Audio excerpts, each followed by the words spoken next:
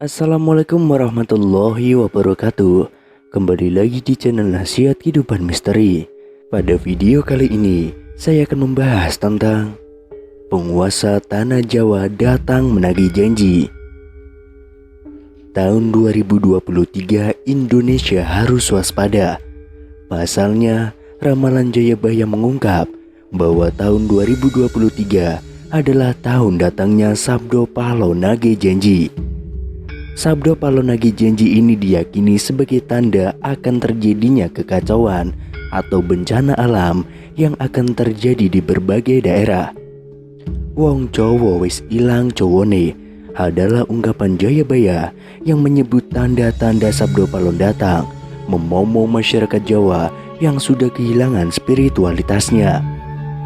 Berdasarkan ramalan Jayabaya mengungkapkan bahwa masyarakat Jawa menunggu datangnya masa Sabdo Palo Nage Janji, kemudian kekacauan merajalela di mana-mana. Tercatat dalam ramalan Jayabaya, dalam serat Sabdo Palon, Popo IV bersumpah akan muncul kembali sebagai pamomong tanah Jawa setelah 500 tahun runtuhnya kerajaan Majapahit.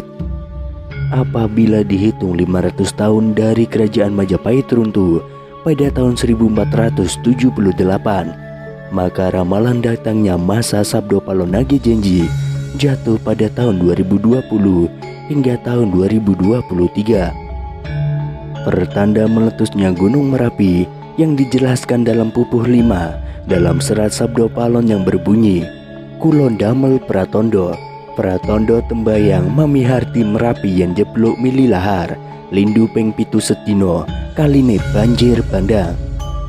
Yang artinya, saya akan membuat pertanda sebagai janji teguh saya. Apabila Merapi meletus, mengeluarkan lahar, dan terjadi gempa bumi 7 kali dalam sehari, serta banjir bandang akan datang. Kemudian dalam serat Sabdo Palon Pupuh 13 disebutkan akan ada ombak munggah daratan, yang artinya merujuk pada sebuah bencana tsunami. Berdasarkan Pupuh 11 dalam serat Sabdo Palon disebutkan panggeblok engkang pinangkung, leloro ngombro-ngombro, enjang sugeng sonten praloyo, yang artinya akan datang wabah mengerikan merajalela di mana-mana. Paginya orang-orang masih hidup, sorenya banyak yang mati. Selain itu, akan ada juga kejadian sosial di mana perpolitikan akan memanas di tanah Jawa, sehingga Indonesia menjadi karut-marut. Hal tersebut lantaran adanya egosentrisme dan eksploitasi yang semakin parah. Disebutkan juga oleh Sabdo Palon bahwa moral masyarakat Jawa banyak yang rusak. Dalam ramalan Jayabaya bahwa masa Sabdo Palo Nage Janji ini akan terus menimbulkan kejadian alam dan sosial yang bakal terjadi secara terus-menerus hingga tahun 2056 berdasarkan waktu yang sudah diperkirakan. Tidak hanya tentang wilayah Pulau Jawa yang disebutkan oleh Sabdo Palon dalam ramalan Jangka Jayabaya, tapi masa Sabdo Palon meliputi satu Nusantara atau satu Indonesia. Itu artinya dari Sabang sampai Merauke diramalkan sama-sama akan mengalami kejadian bencana alam dan sosial. Datangnya rentetan peristiwa tersebut akan terjadi secara beruntun atau silih berganti dan tidak menentu. Perlu diketahui, Sabdo Palon merupakan tokoh legendaris, pandito, penasihat kerajaan Majapahit, penguasa terakhir yang beragama Buddha dari kerajaan Majapahit di Pulau Jawa. Beberapa ramalan Jayabaya terbukti pada beberapa dekade terakhir. Namun sebagai masyarakat, kita tetap berdoa dan berikhtiar agar Indonesia selalu aman dan damai tanpa ada bencana di tahun 2023. Pulau Jawa dikenal angker pada zaman dahulu, hingga Syekh Subakir yang diutus menyebarkan agama Islam harus menghadapi tantangan hingga membuat perjanjian Sabdo Palon dengan roh halus penguasa wilayah, yakni Ki Semar Badranaya. Perjanjian Sabdo Palon itu dibuat sebagai kesepakatan antara Syekh Subakir yang datang menyebarkan agama Islam ke Pulau Jawa yang terkenal angker dengan roh halus penguasa wilayah, yakni Ki Semar Badranaya. Diceritakan pada masa dahulu, Pulau Jawa terkenal angker yang dikuasai roh halus Ki Semar Badranaya. Kedatangan Syekh Subakir yang diutus oleh Sultan Turki Sultan Muhammad I untuk syiar agama Islam. Setelah keduanya terlibat pertempuran dan sama-sama kuat, Syekh Subakir dan Ki Semar Badranaya akhirnya membuat kesepakatan melalui sebuah perjanjian yang disebut Sabdo Palon.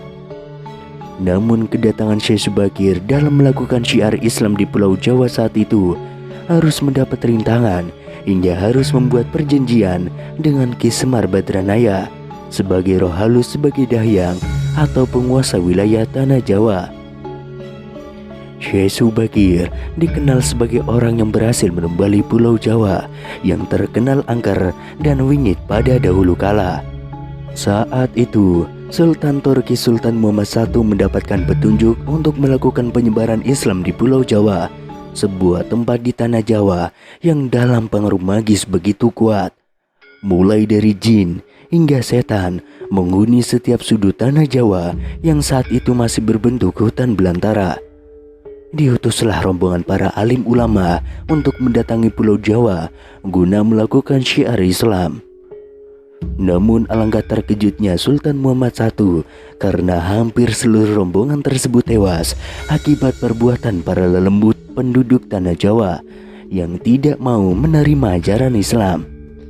Namun petunjuk harus dijalankan, sehingga utusan berikutnya dikirim ke Pulau Jawa yang angker itu. Sosok utusan itu terkenal alim, ahli ruqyah, memiliki kemampuan untuk berinteraksi dengan dunia gaib. Bahkan sosok ini memiliki keahlian dalam membabat tanah yang angker. Dialah Syekh Subakir yang memiliki nama asli Syekh Tambu Ali bin Syekh Bakir, berasal dari tanah Persia atau yang sekarang lebih dikenal dengan negara Iran, yang langsung berlayar ke Pulau Jawa atas perintah Sultan Turki Sultan Muhammad I. Dalam perjalanannya menuju Pulau Jawa, Syekh Subakir terlebih dahulu mampir ke Praja Keling, yakni sebuah daerah yang diduga terletak di India. Di daerah itu, Syekh Subakir membawa 20.000 penduduk di Praja Keling untuk ikut tinggal menempati Pulau Jawa. Sesampainya di Pulau Jawa, Syekh Subakir langsung menuju ke Gunung Tidar yang diyakini sebagai titik pusat dari Tanah Jawa. Di puncak Gunung Tidar ini, Syekh Subakir memasang tumbal berupa batu hitam yang sudah diraja. Batu tersebut dikenal dengan nama Batu Aji Kala Cakra untuk menetralisir daya magis negatif dari bangsa jin. Selama 3 hari 3 malam, batu tersebut mengeluarkan hawa yang sangat panas hingga para lelembut terpaksa menyingkir ke Laut Selatan Jawa. Kejadian itu kemudian sampai mengusik ketenangan Ki Semar Badranaya, sang dahyang Tanah Jawa yang selama ribuan tahun kusyuk bertapa.